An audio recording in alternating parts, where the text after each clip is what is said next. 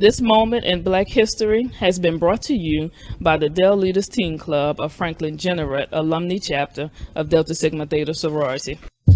Between 1936 and 1967, the Negro Motorist Green Book was a survival guide for Black Americans traveling in the South during the era of segregation.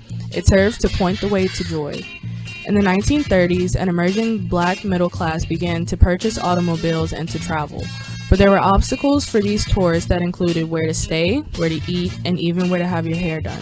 Frustrated with his own travel experience as a Black man, Victor Green, a World War I veteran living in Harlem, compiled the Negro Motorist Green Book.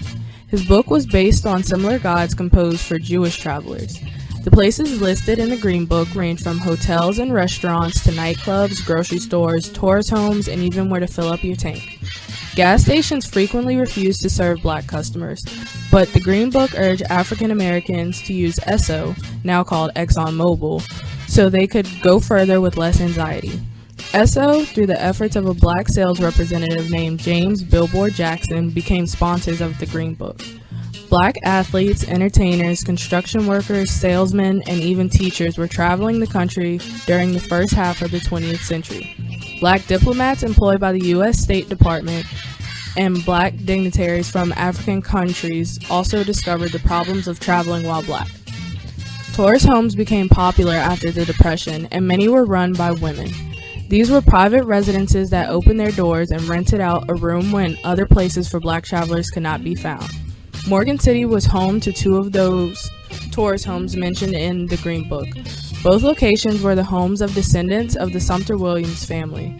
One of these homes was located at Greenwood and Federal, which welcomed Black travelers. The other home was located at 208 Union Street.